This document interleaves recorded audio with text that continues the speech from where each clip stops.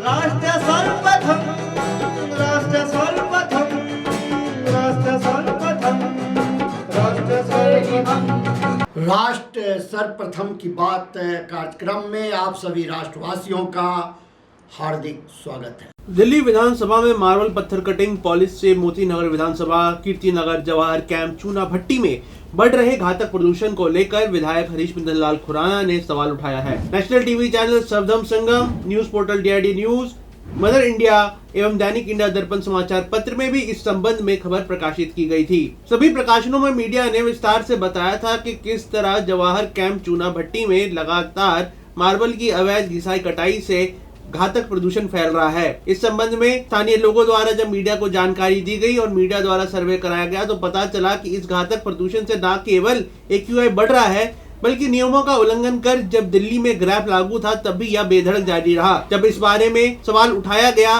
तब प्रशासन जागरूक हुआ और SDM राजौरी द्वारा कुछ दुकानों के चालान पहले काटे गए, जिसके कुछ समय बाद जब MCD की DC का तबादला हुआ और नई DC ममता यादव आई तो उन्होंने भी इस मार्केट के कुछ दुकानों को सील किया जो कि प्रदूषण फैलाने के इस गंभीर कृत्य को बढ़ा रहे थे।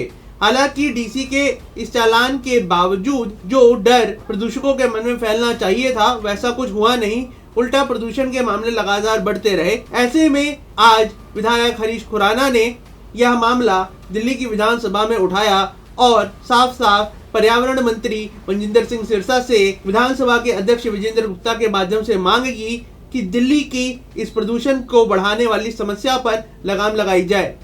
आपको बता दें कि इससे पूर्व भी विधायक Harish Madan Lal Khurana district development committee की बैठक में इस मामले को उठा चुके हैं, जिसके बाद इस मामले पर कार्रवाई की जिम्मेदारी MCD को दी गई थी। आप भी सुने क्या सवाल रखा विधायक हरीश मदन लाल खुराना ने सदन के सामने और क्या कहा उन्होंने इस मार्बल कटिंग और घिसाई के मुद्दे पर। मैं आपका ध्यान आपके माध्यम से, मैं माननीय पर्यावरण मंत्री जी का ध्यान मेरे क्षेत्र में जवाहर कैंप और चूना भट्टी के अंदर चल रहे अवैध मार्बल कटिंग का जो व्यवसाय चल रहा है उसकी तरफ ध्यान दिलाना चाहता हूं। अध्यक्ष जी, पिछले कई वर्षों से जवाहर कैंप और चूना भट्टी की सेवा बस्ती के अंदर अवैध रूप से मार्बल कटिंग का धंधा चल रहा है और जिसकी वजह से वहां पर गंभीर पर्यावरण के दृष्टि से बहुत तीखे, कहते हैं ना कि रिजल्ट आ रहे हैं। बच्चों को, महिलाओं को उनकी वजह से कण कण उनके सांसों में जा रही हैं। मैं निवेदन करूंगा आपके माध्यम से पर्यावरण मंत्री जी को कि तुरंत से तुरंत वहां पे कार्रवाई की जाए और जो बिल्डिंगें वहां चल रही हैं, जो घर वहां पे अवैध रूप से मार्बल कटिंग के रूप में वहां चल रहे हैं, उनको सील भी किया जाए और जिनके संरक्षण में चल रहे हैं उन पे तुरंत कार्रवाई होनी चाहिए। मैं आपके माध्यम से पर्यावरण मंत्री जी से ये गुजारिश करूंगा कि ये एक्शन तुरंत होना चाहिए ताकि पर्यावरण से जो समस्याएं उत्पन्न हो रही हैं उस क्षेत्र के अंदर वो दूर हो सके। धन्यवाद। देखिए, मैं सभी सदस्यों से अनुरोध करूंगा, आज पॉल्यूशन जैसे महत्वपूर्ण विषय पर चर्चा होनी है और विपक्ष से विशेष रूप से अनुरोध है कि वो पॉल्यूशन पर चर्चा होने दें। यहाँ विस्तार से दिल्ली इस पूरी समस्या के बारे में सदन में अपेक्षा करती है कि यहाँ से चर्चा हो और सदस्य उसमें भाग लें और उस पर मुख्यमंत्री जी भी पूरी विस्तार से बातचीत करें। तो इतना महत्वपूर्ण विषय है, सदन की कार्रवाई पहले ही एक दिन हमें बढ़ानी पड़ी है इसलिए क्योंकि सदन चल नहीं पाया। आज भी फिर वही स्थिति अगर विपक्ष यहाँ पर करेगा या कोई भी सदस्य करेगा तो वो उसको टॉलरेट नहीं किया जाएगा। दिल्ली विधानसभा के शीतकालीन सत्र में मुख्यमंत्री रेखा गुप्ता ने आज उपराज्यपाल विनय कुमार सक्सेना के अभिभाषण पर धन्यवाद प्रस्ताव पेश किया तथा सरकार की प्राथमिकताओं और कार्यों पर विस्तृत टिप्पणी की। मुख्यमंत्री रेखा गुप्ता ने विधानसभा में उपराज्यपाल के संबोधन के लिए धन्यवाद दिया और दावा किया कि दिल्ली सरकार का वर्तमान शासन सेवा का अभ्यास है और वो पूरी ऊर्जा के साथ राजधानी को व्यवस्थित करने के लिए काम कर रही है। और क्या कहा मुख्यमंत्री ने इस अवसर पर, आप भी सुने। मैं माननीय उपराज्यपाल महोदय द्वारा उनके उद्बोधन में दिल्ली सरकार का जो रोड मैप प्रस्तुत किया गया, ना केवल उसका धन्यवाद देना चाहती हूँ बल्कि ये भी कहना चाहती हूं कि ये केवल कोई संसदीय रस्म अदायगी नहीं है कि एलजी साहब ने उद्बोधन दिया और हम धन्यवाद दे रहे हैं। दिल्ली इस समय अपने आप को उस सारे टकराव की स्थिति से बाहर दिखाने के लिए खड़ी हुई है। आज एक साथ इकट्ठे मिल करके जहां सरकार, जहां केंद्र सरकार, जहां माननीय एलजी महोदय, जहां नगर निगम, सभी एजेंसियां मिलकर काम करती है और टकराव में नहीं, परिणाम के लिए काम करती है, दिल्ली के वेलफेयर के लिए काम करती है। ये सच में हमारी गवर्नेंस का वो मॉडल है जिसको एंडोर्स करते हुए हम अपनी जवाबदेही, समन्वय और स्पष्ट दिशा कि किस दिशा में हमें क्या काम करना है और क्या हमारे टारगेट हैं, ये हम जनता के सामने प्रस्तुत कर रहे हैं। सुशासन के साथ साथ संवेदनशीलता, इंफ्रास्ट्रक्चर के साथ साथ इंक्लूजन, और इस पूरे के पूरे हमारे कामों में हम ये बताना चाहते हैं कि हमारी यह सरकार जहां एक और गांधी जी के सर्वोदय को शासन की आत्मा मानती है, वहीं पंडित दीनदयाल उपाध्याय जी के अंत्योदय को अपनी नीति बनाती है। और अटल जी के राष्ट्रवाद पे चलते हुए हम माननीय प्रधानमंत्री नरेंद्र मोदी जी के विकसित भारत के और विकसित दिल्ली के संकल्प को साकार करने के लिए रोजाना लगातार काम कर रहे हैं। और यही कारण है कि दिल्ली में अब शासन और सत्ता प्रदर्शन का काम नहीं है, केवल दिखावे का काम नहीं है, ये सेवा का अभ्यास है जो दिल्ली सरकार करके दिखा रही है। यहां निर्णयों में शोर नहीं है, यहां समन्वय से होते निर्णय हैं। यहां पे सरकार का हर कदम नागरिक सेवा और राष्ट्र प्रथम की भावना से ओतप्रोत है, ये मैं कहना चाहती हूं। हमने ये तय किया कि माननीय प्रधानमंत्री नरेंद्र मोदी जी के विकसित भारत के विजन के अनुरूप हम विकसित दिल्ली बनाएंगे और इसके लिए दिल्ली को देश का एक टॉप सिटी, एक अच्छा सुंदर शहर बनाने के लिए हम सब लोग अपनी पूरी ऊर्जा के साथ, पूरे जोश के साथ दिल्ली को एक सिरे से सजाने के लिए, संवारने के लिए और व्यवस्थित करने के लिए हमारी पूरी टीम काम में जुटी है। हमारी प्राथमिकताएं हमने तय की, उसके मुताबिक हमने अपनी नीतियां बनाई और फिर शॉर्ट टर्म, मिड टर्म और लॉन्ग टर्म अपने गोल तय किए, जिसके हिसाब से हम अपनी योजनाओं को धरती पे उतार सके। दिल्ली विधानसभा से निष्कासित किए जाने के बाद आम आदमी पार्टी के विधायक संजीव झा, जनरैल सिंह, कुलदीप कुमार और अन्य विधायकों ने साझा प्रेस वार्ता कर सरकार पर निशाना साधा। इस अवसर पर आरोप लगाया कि 3 दिन तक हुआ हंगामा और आखिरी दिन विपक्ष को मार्शल आउट कराना सरकार की चर्चा न कराने की मंशा को दिखाता है। स्पीकर साहब ने कल एक आदेश दिया था कि ये जो वीडियो चल रहा है, इस वीडियो को फॉरेंसिक लैब में हम भेजेंगे।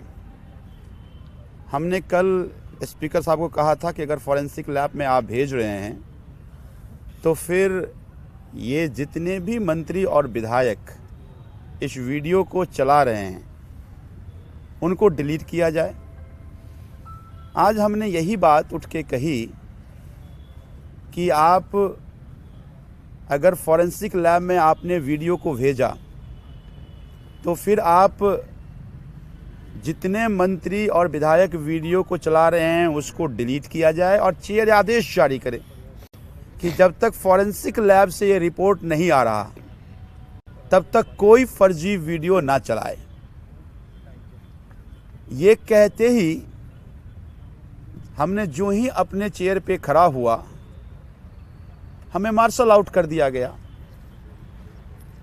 हमारे साथियों ने यह कहा कि हम वॉकआउट करना चाहते हैं, लेकिन उसके बावजूद मार्शल से सबको बाहर निकाल दिया गया। तो इससे एक बात साफ है आप देखिए, सदन शुरू होने से पहले दिल्ली के मंत्रियों ने कहा कि हम प्रदूषण पे खुली चर्चा कराएंगे।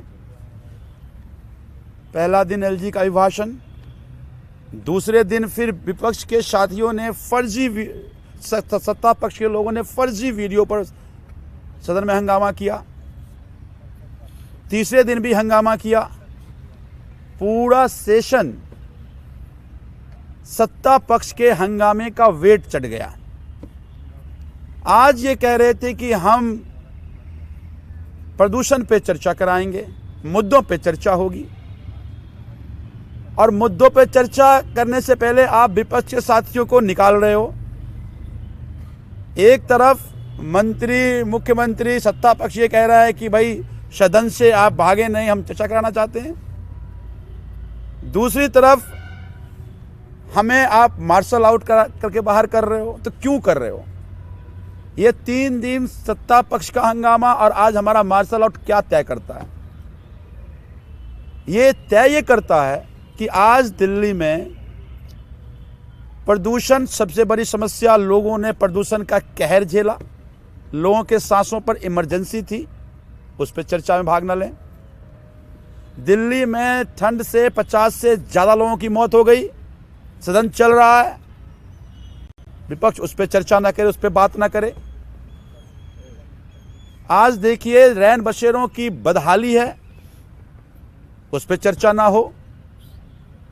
दिल्ली में कानून व्यवस्था का बहुत बुरा हाल है, तो फिर कानून व्यवस्था का हाल कैसे ठीक, उस पर चर्चा ना हो। गंदे पानी की समस्या पूरे दिल्ली में, हमने लिखा है कि अगर ये ठीक नहीं किया गया तो इंदौर जैसा हादसा हो सकता है। तो इस पर चर्चा होनी चाहिए था। मंत्री की जिम्मेदारी थी कि जवाब दे ताकि दिल्ली आश्वस्त हो, लेकिन नहीं, विपक्ष जनता की आवाज होती है। हम बताते हैं कि क्या कमियां रह गई, हम प्रतिपक्ष को सुझाव भी देते, लेकिन आप हमें बाहर निकाल दिए। तो आप हमें बाहर नहीं निकाले हो, आप दिल्ली के जनता के आवाज को आपने दबाया है। और अगर ये हो रहा है तो ना ये लोकतंत्र के लिए ठीक है, ना संविधान के लिए ठीक है। बाबा साहब का संविधान और दिल्ली विधानसभा की रूल एंड प्रोसीजर हमें अधिकार देता है कि हम जनता की आवाज़ सदन में करें, और स्पीकर साहब की जिम्मेदारी है कि सत्ता पक्ष से जवाब लें। लेकिन उसके बजाय हमें मार्शल आउट कर देना, ये अत्यंत दुर्भाग्यपूर्ण है, हम इसकी निंदा करते हैं। हरियाणा के मुख्यमंत्री नायब सिंह सैनी ने आज फरीदाबाद में 2026 से 27 के राज्य बजट की तैयारियों के तहत एक पूर्व बजट परामर्श बैठक की अध्यक्षता की। इस सत्र में सरकारी अधिकारी, विभिन्न क्षेत्रों के हितधारक और विशेषज्ञ अंतिम बजट रूपरेखा से पहले प्राथमिकताओं पर विचार विमर्श करने और आम सहमति बनाने के लिए एकत्रित हुए। मुख्यमंत्री सैनी ने इस बात पर जोर दिया कि हरियाणा में प्रचलित परंपरा के अनुसार बजट से पहले परामर्श करने से व्यापक हितधारकों की भागीदारी सुनिश्चित होती है, जिससे अधिक प्रभावी और जन केंद्रित वित्तीय योजना बनाने में मदद मिलती है। उन्होंने बताया कि ये निरंतर चलने वाली प्रक्रिया जमीनी स्तर के सुझावों और विशेषज्ञों की राय को शामिल करके बजट प्रस्तावों को मजबूत करने में सहायक होती है। साथियों, मैं आप सबको 2026 के आगमन नववर्ष की भी हार्दिक बधाई देता हूं, आप सबको शुभकामनाएं देता हूं। और साथ ही इस बजट पूर्व परामर्श में आपने हिस्सा लिया है, इतनी भारी संख्या में आप लोग आए हैं, मैं आपका भी बहुत बहुत स्वागत करता हूं, आप सबका धन्यवाद करता हूं, आप सबका अभिनंदन करता हूं। यह मेरे लिए अत्यंत प्रसन्नता का भी विषय है कि आज हम एक बार फिर सहभागी लोकतंत्र और सहभागी शासन की भावना को साकार करते हुए आज फिर एक मंच पर हम एकत्र हैं। मैं आप सबका बहुत बहुत धन्यवाद करता हूं। साथियों, मैं बताना चाहूंगा कि अभी जब 2 रोज पहले हम गुरुग्राम के अंदर बैठे थे, तो उससे पहले हमने एक दिन पहले हरियाणा का विजन डॉक्यूमेंट 2047 24 दिसंबर को आदरणीय अमित शाह जी के कर कमलों से हमने पंचकुला में उसको जारी किया। गुरुग्राम में उसके ऊपर बैठ करके चर्चा की। हमारा 2047 को कैसा हरियाणा होगा, हमने उस विजन डॉक्यूमेंट के अंदर 6 पिलर्स खड़े किए हैं। हर पिलर के आगे और 6 पिलर्स हैं। और इस सोच के कि आदरणीय प्रधानमंत्री नरेंद्र मोदी जी ने 2047 विकसित भारत का संकल्प लिया है। आदरणीय प्रधानमंत्री जी ने जब विकसित भारत का संकल्प लिया है तो हम हरियाणा को विकसित हरियाणा बनाने का संकल्प मिलकर के लें। आने वाले समय के अंदर ये हरियाणा, ये विकसित हरियाणा हो, उसको लेकर के हम बजट पूर्व परामर्श में यहां एकत्र आए हैं। और मुझे ये भी खुशी है, आपके बड़े महत्वपूर्ण सुझाव पिछले वर्ष भी हमें मिले थे और अब की बार भी आप लोगों ने इसमें बड़े महत्वपूर्ण सुझाव आपके आए हैं। और साथियों, मुझे खुशी है बताते हुए कि हमने उनमें से आपके जो 226 सुझाव आए थे, 71 सुझावों को हमने अपने बजट के अंदर शामिल किया है, जिसकी चर्चा भी आप लोगों ने की है। आपने उसको बताया भी है, उसको हमने हिस्सा बनाया है इस बजट का।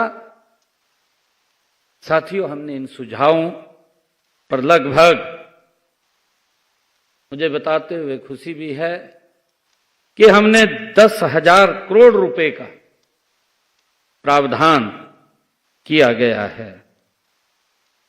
इस पूरी राशि का उपयोग किया जा चुका है।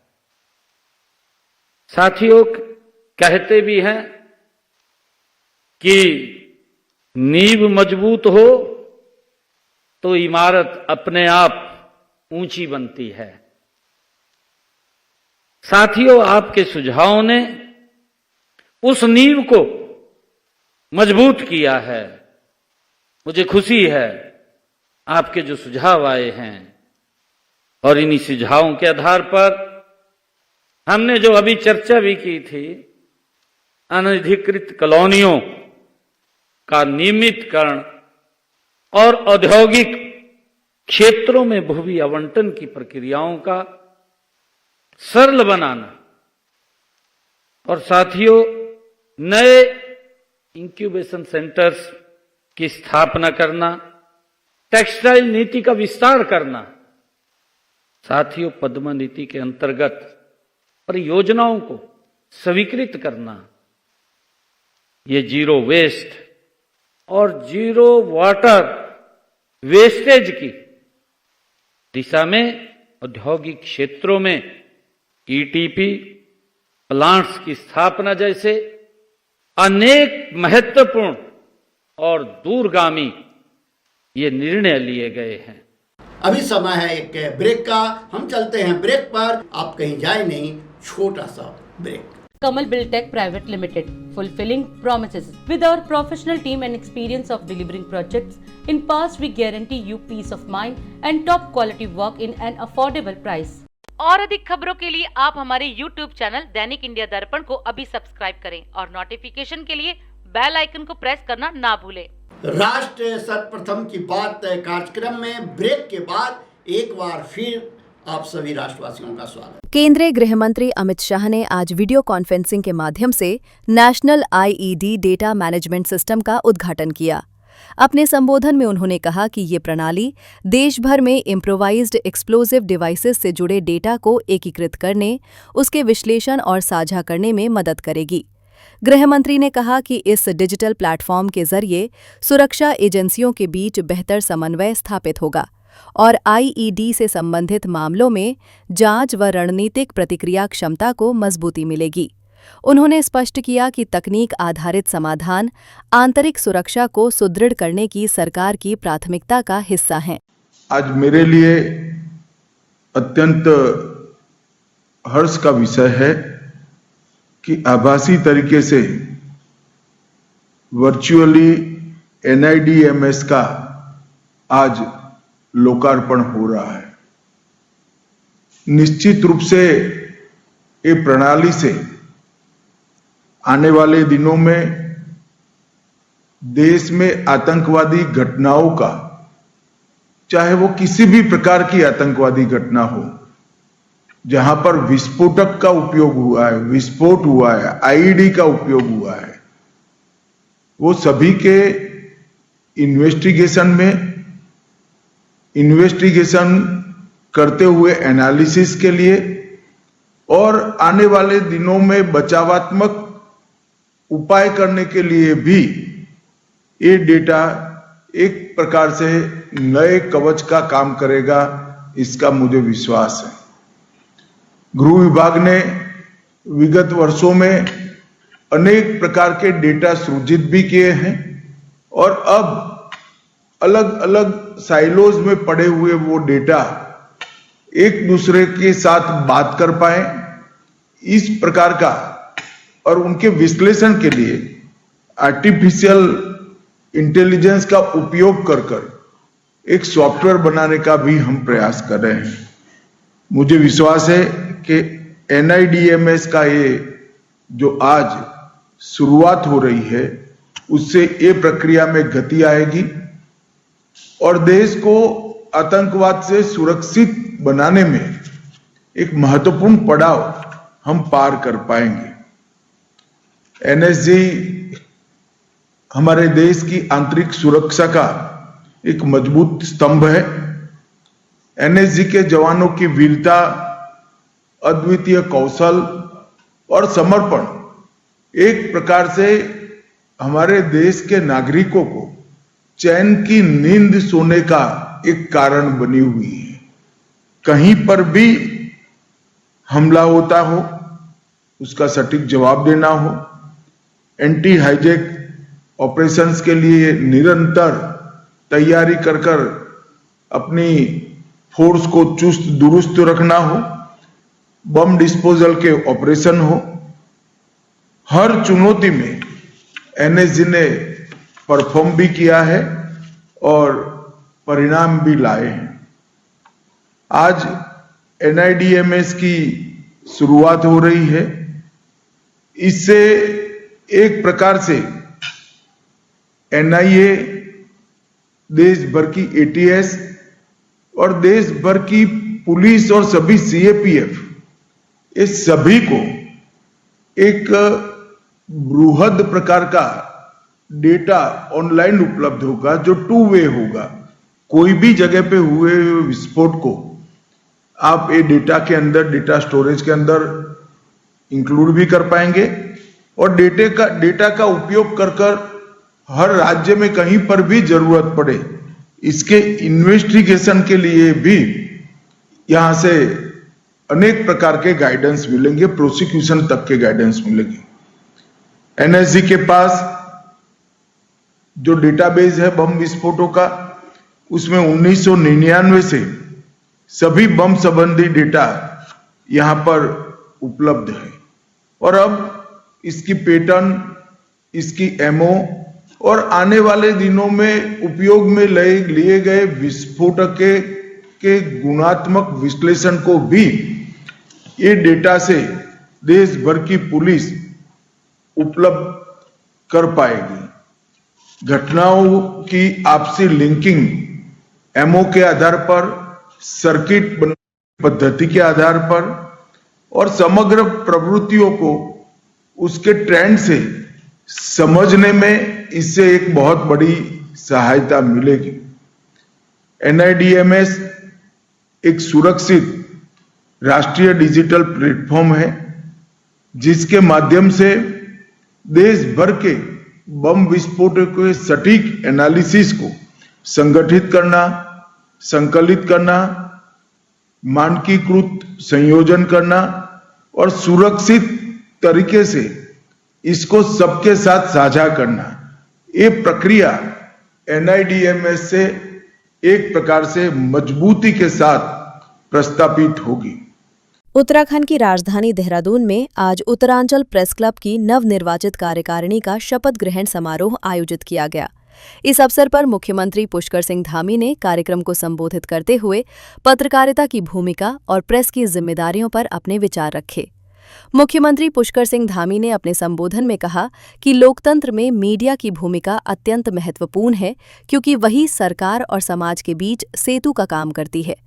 उन्होंने कहा कि निष्पक्ष, जिम्मेदार और तथ्यात्मक पत्रकारिता लोकतांत्रिक व्यवस्था की मजबूती का आधार है। सभी नवनिर्वाचित पदाधिकारियों को हार्दिक बधाई देता हूं, शुभकामनाएं देता हूं और आपके सफल, सकारात्मक एवं सशक्त कार्यकाल की, प्रभावी कार्यकाल की अपनी ओर से बहुत मंगल कामना करता हूं।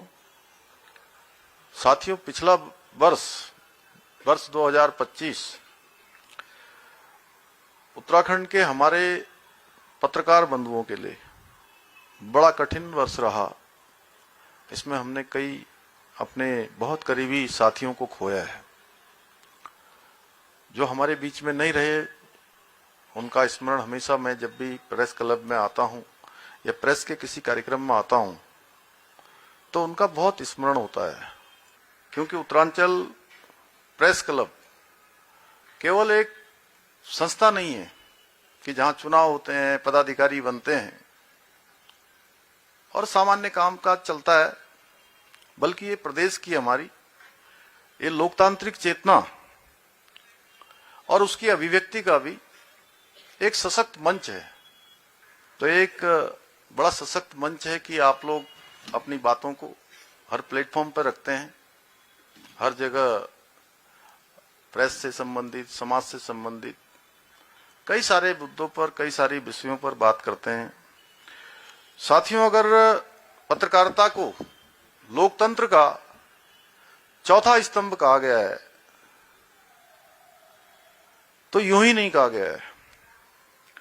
यह वह शक्ति है जो सरकारों को भी जिम्मेदार बनाती है, उनका उत्तरदायित्व निर्धारित करती है, उत्तरदायी बनाती है और समाज को जागरूक करने का काम करती है और आम नागरिकों को उनके अधिकारों के प्रति सजग करने का काम करती है, जागृत करने का काम करती है। स्वतंत्र, जागरूक और जिम्मेदार पत्रकारिता सरकार और जनता के बीच एक मजबूत सेतु का काम करती है और समन्वय का काम करती है, उनको जोड़ने का भी काम करती है और संवाद स्थापित करने का एक माध्यम भी बनती है। साथियों, पत्रकार केवल समाचार का संकलन करना इतना भर वाला नहीं है, बल्कि समाज का वो दर्पण है जिसके साथ जन आकांक्षाएं भी जुड़ी हैं, उनकी आवाज है और एक व्यवस्था को दिशा देने वाला प्रहरी भी है। वो समाज की जागरूक आवाज है और समाज के बीच में, अपने लोगों के बीच में अपनों की आवाज कैसे पहुंचे, उसका एक बहुत बड़ा माध्यम हमारे पत्रकार साथी होते हैं। सरकार की जन कल्याणकारी योजनाओं को जनता तक पहुंचाना हो, जनता की समस्याओं को सरकार तक लाना हो, इन दोनों महत्वपूर्ण दायित्वों का निर्वहन आप जैसे हमारे सभी कर्तव्यनिष्ठ पत्रकार साथियों के मजबूत कंधों पर है। मुझे प्रसन्नता है कि आप सभी लोग अपनी इस जिम्मेदारी को पूरी निष्ठा के साथ, पूरे समर्पण के साथ, ईमानदारी और प्रतिबद्धता के साथ निभा रहे हैं। इसलिए मैं आज के अवसर पर केवल बधाई जीतने वालों को या चुने हुए लोगों को ही नहीं दे रहा हूं, मैं आप सभी लोगों को अपने हृदय से आप सबका अभिनंदन करता हूं। लेकिन आज के समय में कुछ चुनौतियां भी हमारे सामने हैं। जैसे डिजिटल युग में जब सोशल मीडिया के माध्यम से फेक न्यूज और भ्रामक सूचनाएं बहुत तेजी से फैल रही हैं, ऐसे समय में आपकी जो भूमिका है वो बहुत महत्वपूर्ण हो जाती है। और अधिक खबरों के लिए आप हमारे YouTube चैनल दैनिक इंडिया दर्पण को अभी सब्सक्राइब करें और नोटिफिकेशन के लिए बेल आइकन को प्रेस करना ना भूलें। आज हम इस कार्यक्रम में आपसे विदा लेते हैं। आप अन्य खबरों के लिए बने रहे। राष्ट्र सर्वप्रथम, वंदे मातरम, जाग उठा है भारत। राष्ट्र सर्वप्रथम।